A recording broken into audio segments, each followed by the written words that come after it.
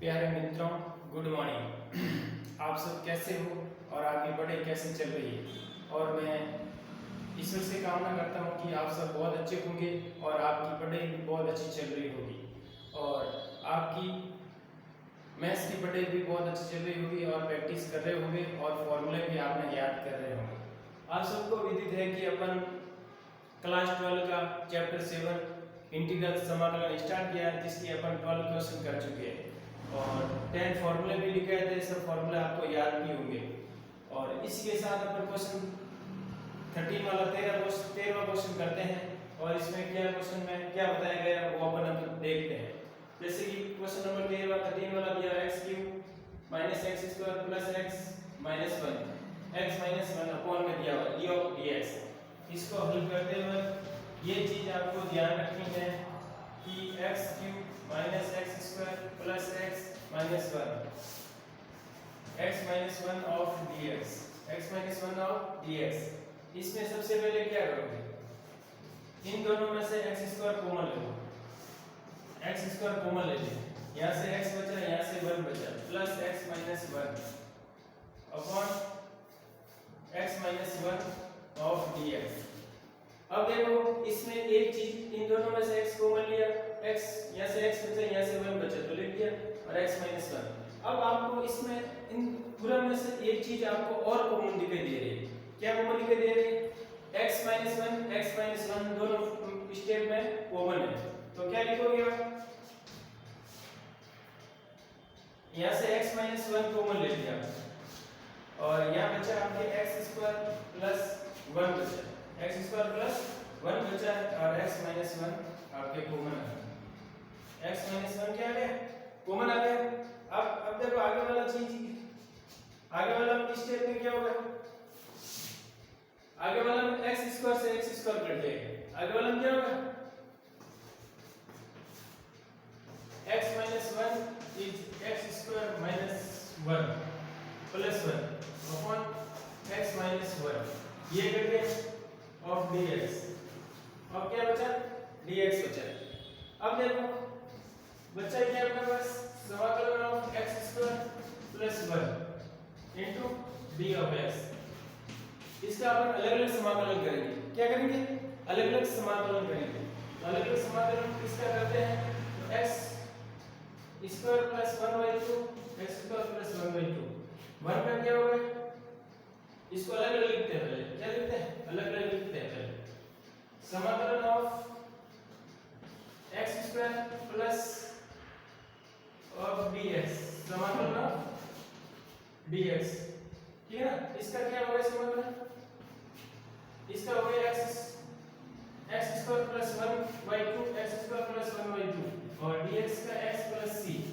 तो ऑलरेडी इसका आंसर क्या हो गया? x³ + x + 1 c। ये क्या हो गया? 3। ये आपका आंसर समाकलन हो गया। 13 का आंसर क्या आ गया?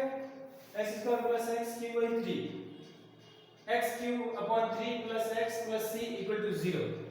अब देखो एक बार वापस देख लीजिए, ऐसे क्वेश्चन में कुछ चीजें आपको ध्यान रखनी पड़ेगी और सोचना पड़ेगा। समाकलन ऑफ x³ - x² + x - 1 और x - 1 x - 1 है, x - 1 आपको स्टेप बनाना पड़ेगा, कट जाए कैंसिल हो जाए। तो इन दोनों में से आप क्या कॉमन लेओगे? x कॉमन लेओगे। ये स्टेप लिख दिया, x कॉमन ले, इन दोनों में से x², तो यहाँ से x बचा, यहाँ से 1 बचा, x² आपको कॉमन लेना है और x - 1।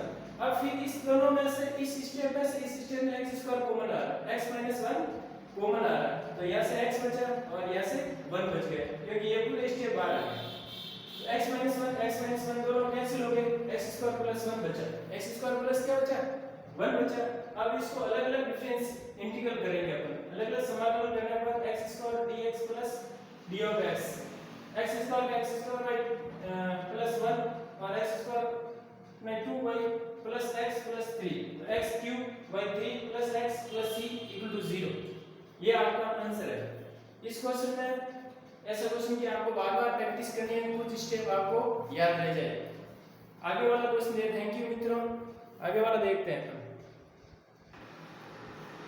देखिए मित्रों, क्वेश्चन नंबर 14 देखते हैं। 13 के अंदर आपको 3 स्टेप सरल किए थे, फिर कॉमन लिए थे, फिर भाग दिया था। भाग देने के बाद 2 बार इंटीग्रल किया था, फिर आपके आंसर आया था। इसी क्वेश्चन को क्वेश्चन नंबर 14 के अंदर देखो, इंटीग्रल समाकलन of 1 minus x of into में रूट ऑफ x dx। ये आपके क्वेश्चन दिया हुआ है। क्वेश्चन दिया, इसको 1 के साथ मल्टीप्लाई करो। समाकलन ऑफ 1 के साथ मल्टीप्लाई किया इसका, तो रूट x आ गया। क्या आ गया? Root x minus x root x of dx। ठीक है, अब देखो रूट x को क्या लिख सकते हो? 1/2। रूट x हटाता रूट हटाता है तो 1/2 आता है। रूट का मतलब 1/2 माइनस x की पावर 1 प्लस 1/2 ऑफ dx। तो ये कितना बन गया? x की पावर 1/2 माइनस x की पावर 3/2 ऑफ समाकलन ऑफ dx। इसमें क्या करोगे आगे? आगे वाला स्टेप में आप क्या करोगे? समाकलन आपको अलग-अलग करना है। क्या करना है? अलग-अलग समाकलन करना है। समाकलन ऑफ x की power 1/2 of dx minus of समाकलन ऑफ x की पावर 3/2x ऑफ dx। ठीक है, अब देखो इसमें क्या करना है? x की पावर 1/2 का क्या होगा? प्लस 1 प्लस 1/2 प्लस 1 और या माइनस x की पावर 3/2 का क्या होगा? x की पावर 3/2 प्लस 1 x की पावर 3/2 प्लस 1 और प्लस c। प्लस क्या होगा? c। x की पावर n वाला सूत्र काम लेते हैं। x की पावर n वाला सूत्र ऑफ dx, ये वाला सूत्र इसमें काम आ रहा है। तो देखो ये हो जाएगा x की पावर 3/2 और ये 3/2 और ये क्या हो जाएगा? ये हो जाएगा 5/2। x की पावर 5/2 और ये भी 5/2 प्लस c। इसको 2/3 लिख सकते हैं। इसको क्या लिख सकते हैं? 2/3 x की पावर 3/2 माइनस 2/5 x की पावर 5/2 प्लस c। ये आपके आंसर आ जाता है। ये आपके आंसर आ जाता है। अब देखो एक बार वापस देख लीजिए। समाकलन of 1 minus x root of x dx। समाकलन of 1 minus x root x, इसको अपन गुणा करते हैं। रूट x हो गया 1 माइनस x रूट x हो गया। अब रूट का मतलब होता है 1/2।